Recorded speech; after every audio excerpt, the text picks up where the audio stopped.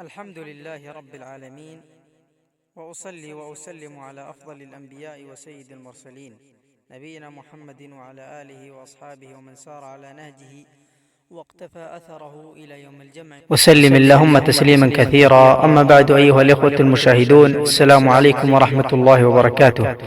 غفر الله لنا ولكم، وجعل الله الجنة مثوانا ومثواكم.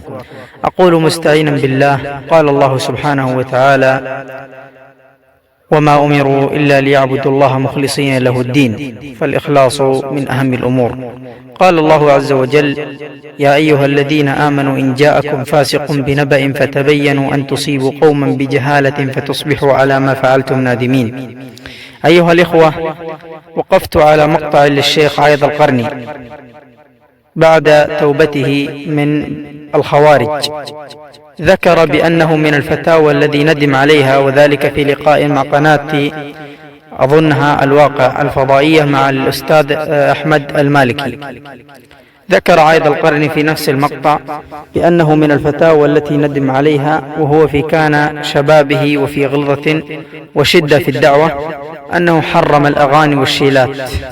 قال: هذه من الفتاوى الذي ندمت عليها، فكأنه يحلل الأغاني والشيلات. أولا، عايض القرني أقول مستعينا بالله وبالله التوفيق، هو من الشعراء أصلا معروف، والشعر الذي يكتبه عايض القرني هو أغاني لا شك فيها. وعايض القرني على ما أظن أن ليس عنده علم إذا كان يقول هذا الكلام. أما يذكر قول الله سبحانه وتعالى: ومن الناس من يشتري له الحديث ليضل عن سبيل الله.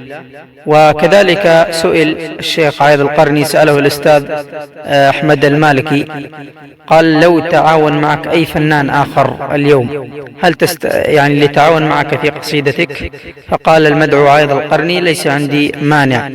فهذا من أكره الأمور، أن الإنسان ينتسب إلى الدين وينتسب إلى العلم، فبعد ذلك يقول: ليس عندي مانع أن أتعاون مع فنان، وليس عندي مانع أن أحلل الأغاني. هذه والله هي المشكلة، وهذه هي المصيبة. وحال قراءتي للفتوى جزمت أن مصيبة الإسلام من أهله، وآفة العلم من بعض المنتسبين له، فأصابني والله ذهول من هذا الأمر المهول. فقد عايض القرني إذا كان عنده صلة بالشعر ويعطي الفنانين، فلماذا يجر الشباب ويجعلهم في نفس الذنب الذي هو فيه؟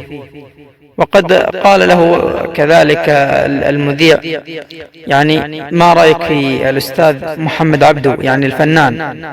قال: والله محمد عبده رجل طيب، وهو ما ندمت على قصيدتي الذي أنشدها لي، وهو من أحسن أعمالي الأدبية.